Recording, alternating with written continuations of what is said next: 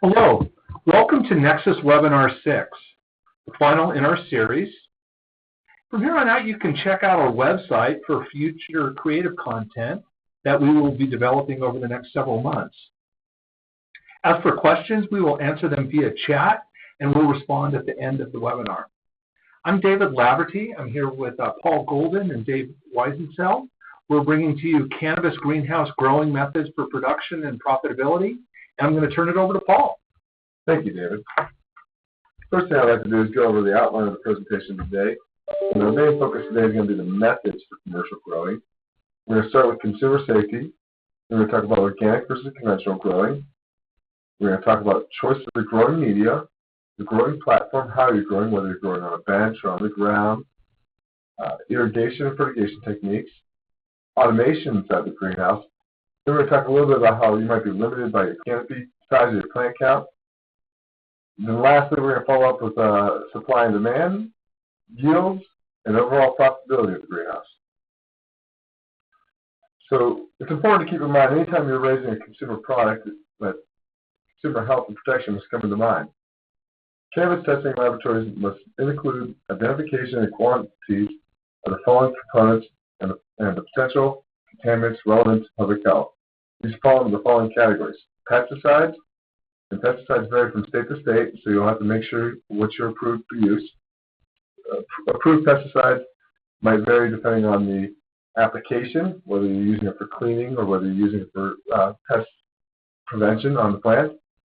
Cannabinoids. This is your THCA, your THC, your CBD, your CBDA. So these are the different components that you're raising the crop for. Then you get microbiology. This is the different pathogens that could possibly be in the crop from contamination from water or from any other kind of source. Volatile organic compounds. If you're a mixed producer, then you will probably have different types of solvents that you use for extracting the cannabinoids out of the raw flower, and these solvents will be tested for. And then lastly, water concentration. So obviously your flowers, your dry buds have to be dry enough to prevent mold from happening when they're in the packaging. One thing I'd like to mention about pesticides is nowadays the products are labeled very, very well. So there's a number of different testing agencies, and you'll see those labels right on your actual pesticide. And you'll be able to tell which ones you should use for this particular crop and which ones are okay to use. That's correct. OMRI-listed products are typically going to be dealt with on a state-by-state basis, and you'll have to follow up with your local authorities and make sure that you're using the product properly. One thing I'd like to add is here in Colorado, there's been a move towards much more conformity and consistency in packaging. When cannabis was first legalized, there were higher thresholds that obviously caused some issues with dosing, and now the lower dosage amounts are contributing to more consistency throughout the market.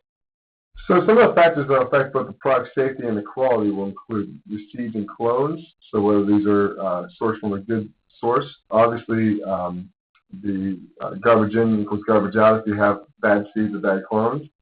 Soil and media, or as we call it, substrate in the industry, can vary from grower to grower, technique to technique. It's important to make sure that you have quality substrate and that it's prepared properly and it's safe. Also, typically you'll have to have some kind of waste management practice in place for dealing with dispensed substrate.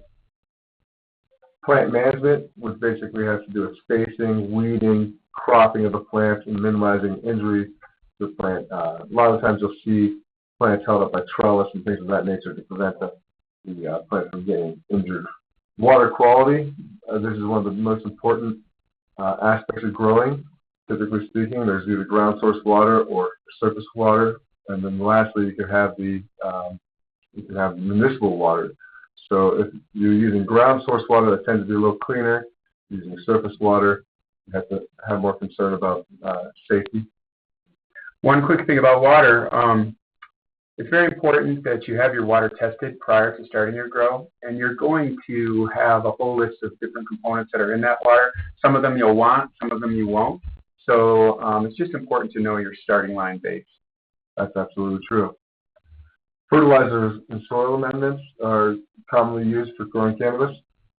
Organic fertilizers don't always imply a high-quality product or increased yields. Plenty of growers grow under conventional methods. However, most of our growers that are in greenhouses call themselves organic growers and tend to use the organic fertilizers. Then you got disease and pests. An integrated pest management practice is going to be important whether you're growing in a warehouse or a greenhouse. Greenhouse doesn't necessarily imply you have more concern over pests than a warehouse environment. It's just a common thing that every type of grower has to deal with.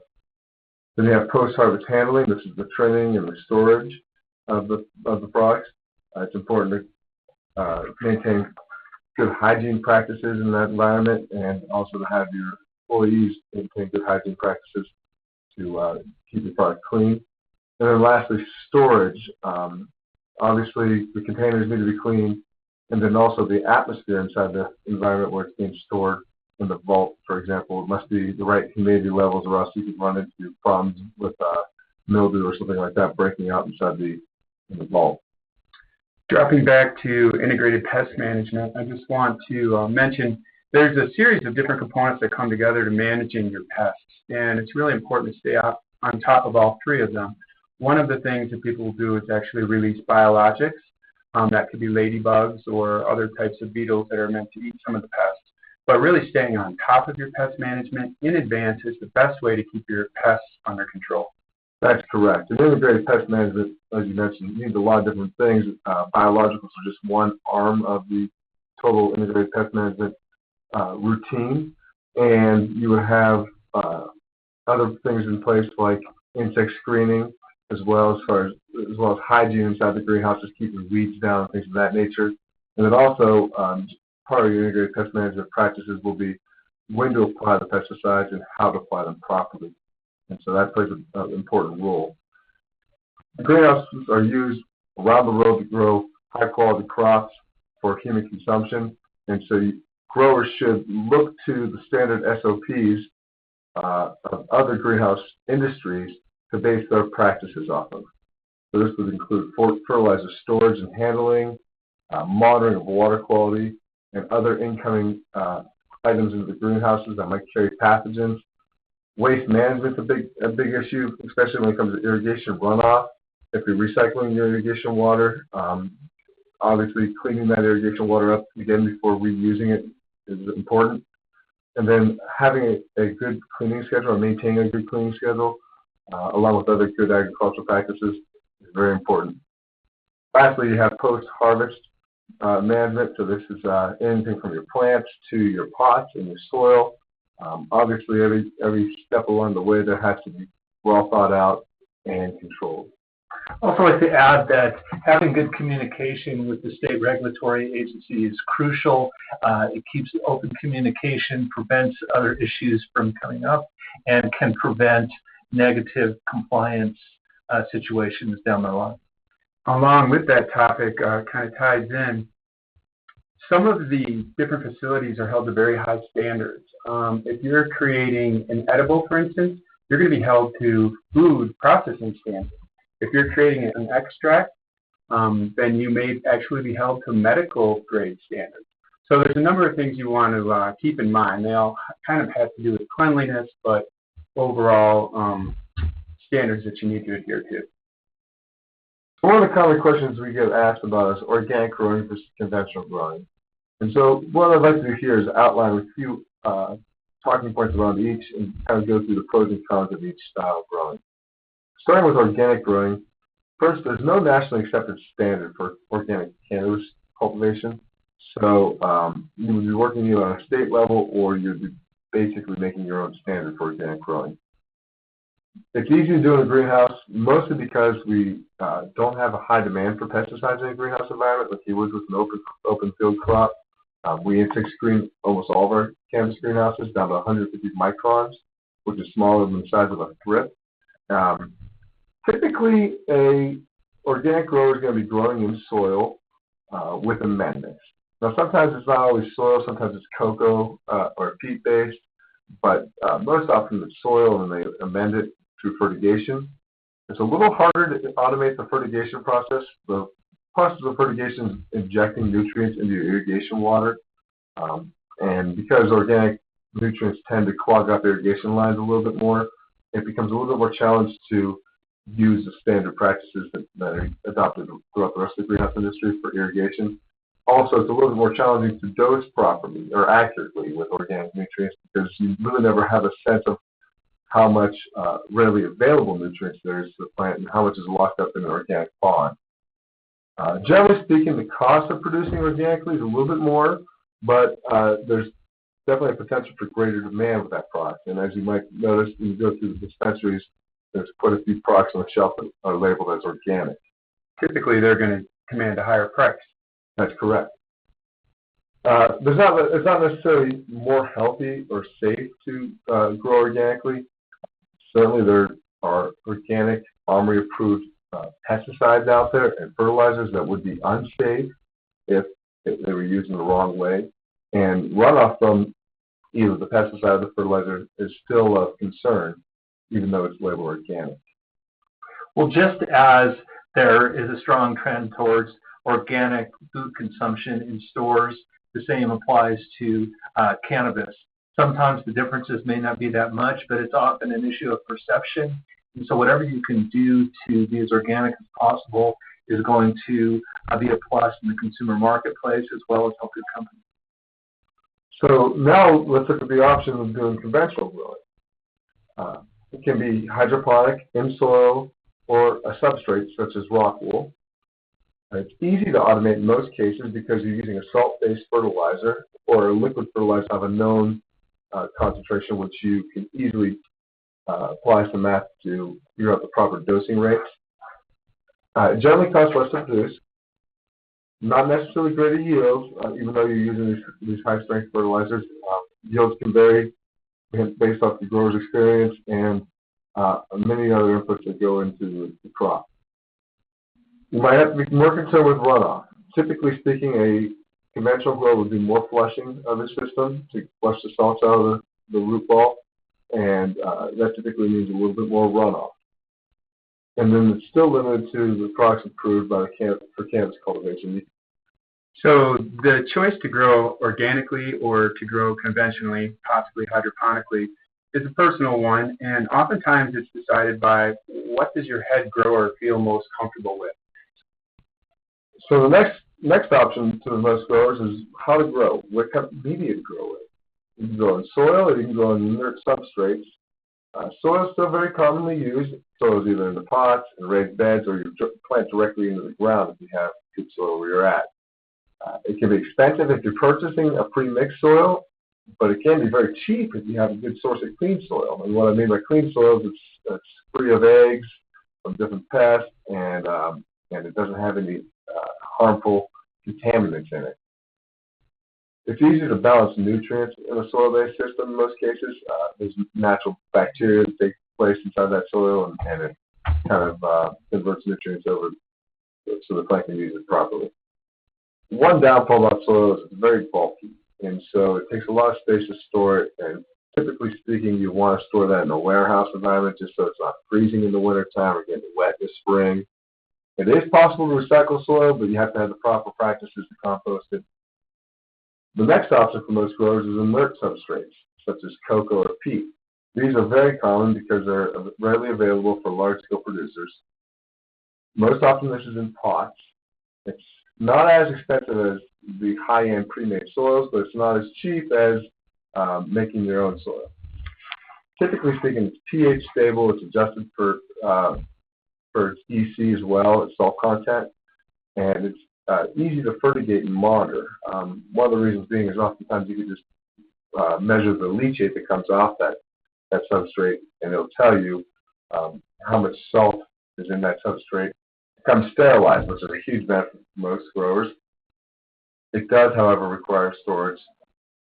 Some growers can recycle or will recycle their cocoa and peat.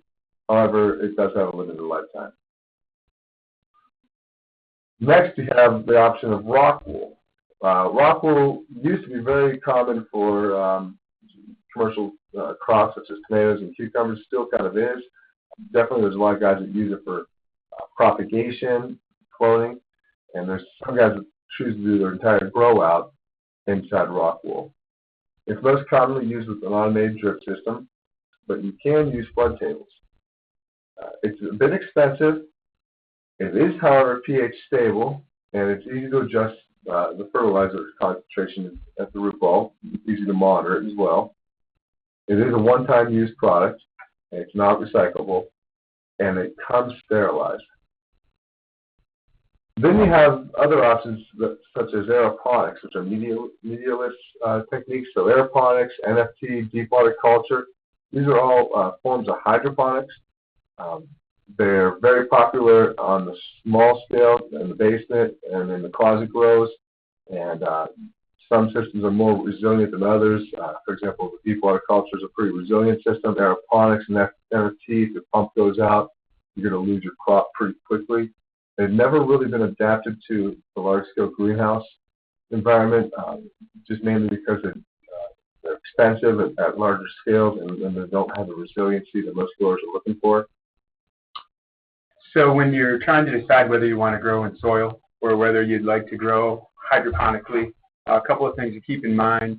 One is that soil tends to be more stable and it's a larger buffer, so your pH and your nutrient content doesn't shift as quickly, so it's harder to kind of mess up, whereas a hydroponic system can very rapidly change. There's no soil to deal with, so it has some advantages, but if you do screw up the pH or screw up your nutrient regime, you can really screw up your plants very rapidly. That's a good point. So next, I'd like to go on to what's your growing platform? And by this, I mean, how are you growing in the greenhouse? Are you growing in pots on the ground? Are you growing in raised beds? Are you growing on pots on rolling benches or stationary benches? Are you growing in rock wool cubes on a gutter system, such as tomatoes would be used? Or are you planting directly in the ground? We've seen all these practices used around the country. In some places, one practice might be more valid than others. Still today, most commonly we see pots on benches. Now, it's important here to take a look at your efficiency because each one of these is going to have a different amount of utilization. Here at Nexus, we've had solid success in getting clients to grow with benches to be able to increase their utilization. So keep that in mind when you're deciding on your growing platform. Getting into rolling benches, this is one of the best ways of maximizing usable space. It goes anywhere from 80 to 90% fill factor inside the greenhouse. You can see a demonstration of the rolling benches off to the right-hand side here, where we have all the benches touching each other. Each bench top rolls to the side and allows for a movable aisle, so you can get in there and access the plants when you need to, but you don't need an aisle for every single bench because you can roll the benches side to side to access each individual bench from both sides. The nice thing about benches as a whole is they place plants at appropriate height for workers to work on. So there's a lot of maintenance that takes place on these plants, typically topping them, and then also just training them and kind of trellising them as well so they don't break under the weight of their buds. So it's a good thing to have a plant that's at an ergonomic height to work at. Another nice thing about any style of benches is that they're going to keep the plants off the cold concrete floor or off the cold gravel floor in the greenhouse. That helps promote more root growth because a colder root ball is going to grow slower than a warmer root ball. And then it's also easy to apply root zone heating on a bench system. We can use under bench fin tube to create a nice circular air motion inside the greenhouse that will help dry out the greenhouse, as well as also in the cold winter months, heat up that root ball and accelerate plant growth. As far as rolling benches go, a rule of thumb that we use in the industry is we say that rolling benches, because of the increased fill factor, will pay for themselves on your very first harvest. So something to keep in mind. Another thing that we see quite often is growing on the ground, either in pots, raised beds, or in the ground itself. It does, however, utilize less greenhouse space because there's lots of space that's taken up by aisleways. You can, if you're growing on a slab or a hard like road base with a weed barrier on top of it, you can install radiant floor heat underneath the plants.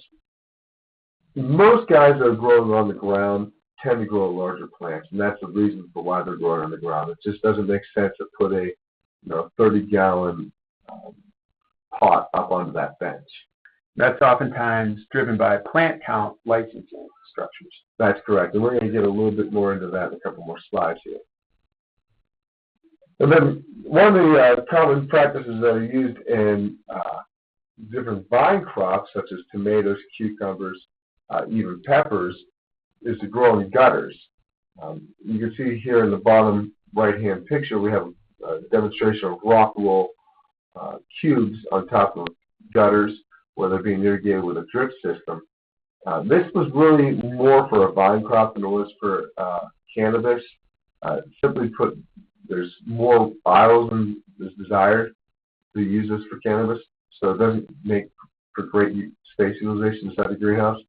It is, however, easy to apply root zone heating, and it's a little bit more ergonomical than growing on the ground. Next, let's get the irrigation and fertigation control. So some of the common methods for irrigating would be automatic dosing, which is either dosatron-style injector or a computer-controlled style system where they have pumps that measure out the proper amount of nutrients that go into the irrigation water. Drip irrigation is most common with salt fertilizers. However, we do see people use drip irrigation with different styles of organic growing as well. Misting systems is very common with raised beds, and it's very common if you're using organic fertilizers. Generally speaking, misting systems don't clog as much as drip systems. Ebb and flow trays, they're very common on rolling benches. You can see an example of that down the lower left-hand corner. This is great if you have to collect your runoff, if you have any concerns about environmental contamination from runoff in the greenhouse. And it's typically used for recirculating systems. It's also big if you need to watch your water usage, and if that's being monitored by how much water you can actually use, it's very good to recapture your water. That's true. There are some growers that have very limited water to their site. And then lastly, hand watering. This is still one of the most common ways of growing in the industry. However, this is the most costly form of growing. Yeah, for sure. I think a lot of times people hand water because they want to have that intimate contact with the plant and keep an eye on each individual plant to make sure it's growing properly. But just as in your home, that it may be more efficient to use a sprinkler system, the same is true here. By bringing some technology in, tying it into your environmental control, you can save money and be more energy efficient as well. Labor is always one of your highest costs. So when it comes to irrigation, the first thing you have to start with is the quality of water from your source. If it's coming from the city, you have plenty of considerations on what the city's adding to that water to sterilize it, and whether that's harming your plants. If it's coming from a groundwater source, you have considerations of whether that well has been somehow or another contaminated. And if it's coming from a surface water source, such as a pond, then you have much more concerns about algae and contaminants in that surface water. So the first question people ask all the time is, do we need reverse osmosis or ozonation? And typically speaking, that's going to have everything to do with the source of the water. Reverse osmosis typically isn't too common on city water, but it depends from municipality to municipality and how much they're adding different chlorides to clean up that water. Ozonation is very common if you have heavy metals inside your well. For example, if you have a lot of iron in the well, you'll have to convert that iron into a form that's not toxic to the plant, so you'll use ozonation. Ozonation is also very common if you're going to be using surface water, because surface water is going to have a number of contaminants, including algae, insect eggs, things of that nature. How often nutrients adjustments are needed will impact the style of nutrient dosing system you're using. If you're changing your nutrient regime a whole lot, a manual dosing system such as a dosatron might be cumbersome, and you might want something that has a little bit more computer control. However, that kind of system is going to be a lot more capital than a manual system. If you're doing a single pass, meaning you're doing drain to waste, not a recirculating system, then a manual system seems to work out pretty well. If you're doing a recirculated system, you'll be measuring that nutrients in that water when it comes back to the reservoir and making adjustments. So something that's able to think in real time and make those adjustments to that nutrient reservoir is pretty important. Another note on reverse osmosis, with the RO machine, you actually lose a fair amount of water. A significant percentage of it goes to waste. So you also want to consider you may have to store that wastewater as well. Next, I'd like to talk a little bit about opportunities for automation within the greenhouse. It used to be that just large growers would use automated equipment, but with the cost of labor increasing these days and also the ability to get good laborers, you see more and more smaller growers shifting towards the use of automated equipment. Some of the equipment that's been commonly used in the industry are listed below here, shown below here. The first one I'd like to mention is a bale buster, which is off the lower right-hand side. This simply just takes any kind of soil that you have that comes in a bale and mixes it, maybe blends it, and aerates it a little bit so you're able to use it pretty readily. The next thing I'd like to mention is a pot filling station or pot filling machine. They make these all different shapes and sizes for all different styles of pots, completely automated. It saves a lot of work. Certainly seems as though it would be applicable to a lot of the cannabis growers. Conveyor systems. These are really useful for moving heavy pots. With the risk of somebody getting hurt, having a back injury, picking up some of these larger pots and moving from building to building, I can see the use of conveyors becoming more common in the cannabis industry. And then lastly, for the guys that are growing on the ground, plant spacing equipment. You can see up in the upper right-hand corner a different type of tractor that has these forks on it that automatically space out the plants in the greenhouse for you and pick them up and harvest whole rows at a time. Nowadays, they're even roboticizing a lot of these plant spacing machines. That's correct. There's ones that don't have any drivers working on them at all. So when it comes to planning your greenhouse facility and determining the size of what you're trying to build, the first thing you'll want to take into consideration is how are you being governed? Is it based on a plant count or canopy size? This will have a big impact on the way you choose to grow. Regulations vary from state to state and by whether or not you're growing for recreational use or medical use. Those regulated by plant count tend to raise larger plants on or in the ground. These would be states like Michigan, for example, or if you're a medical grower where you're limited to a certain number of patients, or you have a lower number of plant count and you have raised larger plants. Lastly, those regulated by canopy size tend to raise smaller plants and use more automation. And do faster turns. Here in the picture below, you can see larger plants growing on the ground. Then in the middle picture, you can see smaller plants growing the sea of green style on rolling benches with automated irrigation. And then on the right-hand side, you'll see kind of what we recommend as the average size plant, somewhere around 4 square feet per plant, a 2x2 size or whatever, in a 5-gallon pot. And that's more of your scrog technique. It's still trellised. It's probably topped, and it tends to be a little bit larger than your sea of green plants. And that's also grown on a bench. Your determination of how to space your plants and what size plants to grow really just has to do with what's going to give you the best end yield.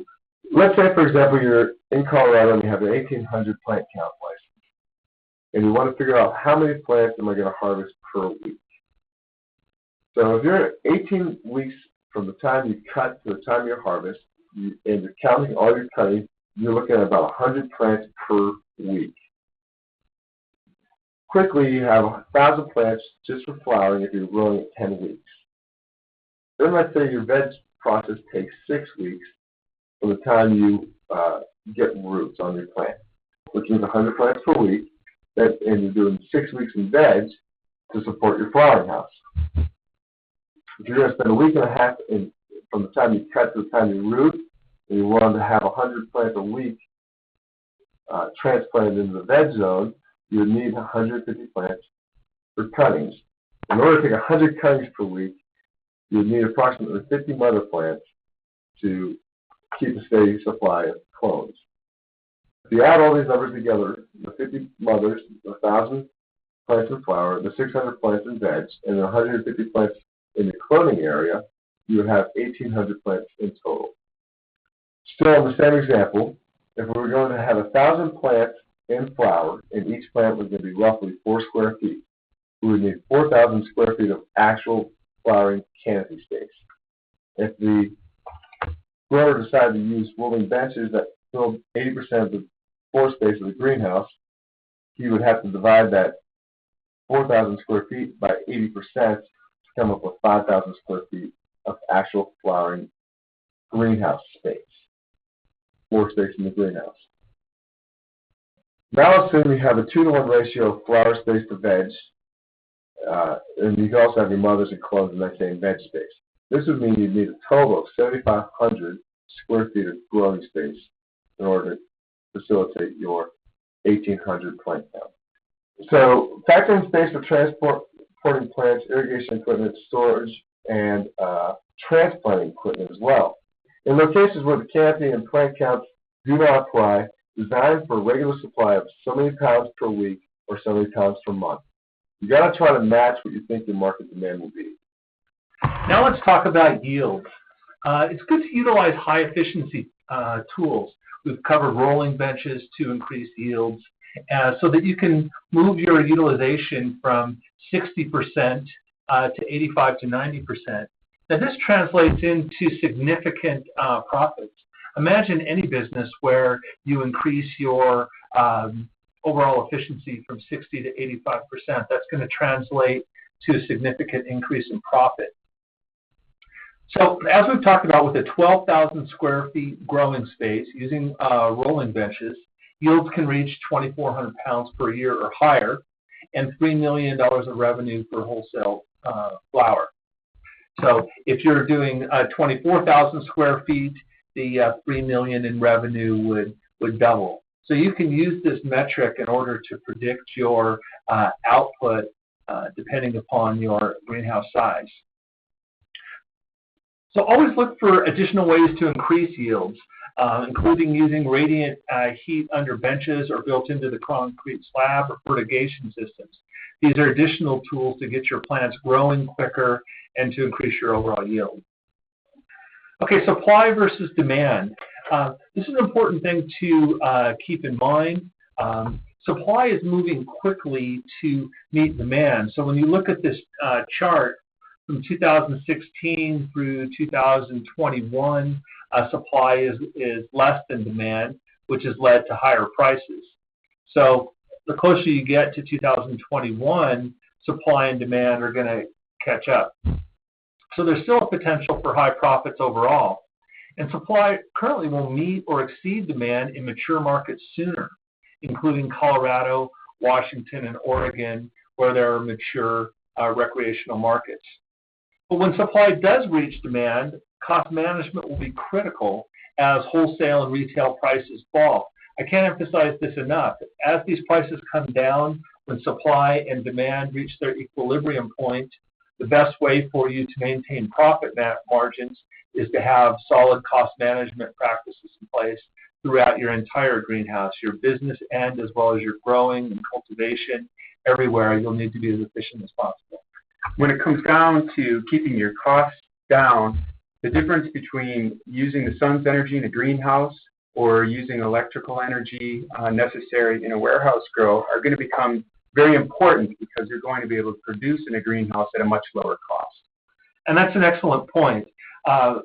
Many growers have gone into warehouses because of the illegality of the situation. Now, as laws are changing and growers are coming out of underground grows, it's becoming much more important to be efficient and grow in a greenhouse. It's also the lower carbon footprint, which is more of a green attitude. Very popular. Good point. Lastly, let's look at overall profitability. Look to greenhouses as a more cost-effective option for cannabis cultivation. And as demand and supply reach equilibrium, look for greenhouses to provide a tool for greater profitability. And with consistent fixed costs, efficiency gains in greenhouse operations fall straight through to the profit line. So anything that you can do to increase your efficiency will have immediate impact on your profits.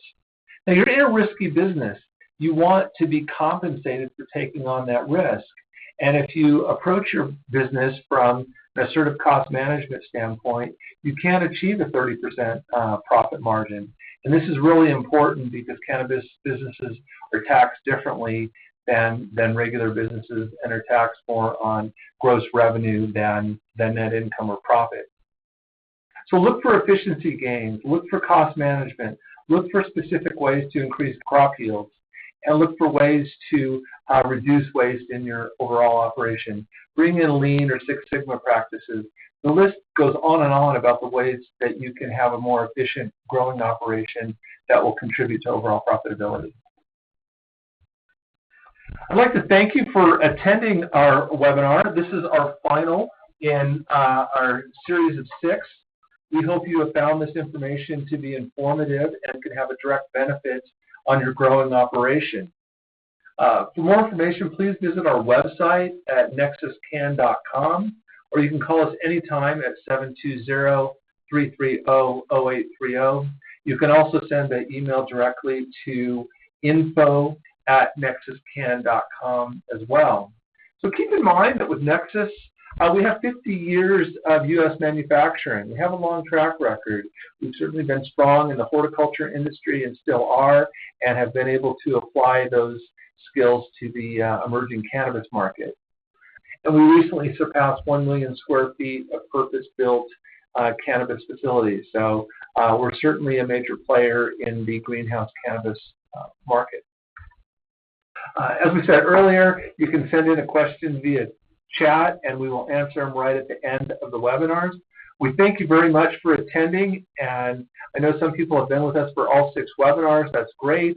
Others have come in, one at a time. So regardless of your level of participation, we are thrilled that you have joined us in this opportunity to share and exchange information.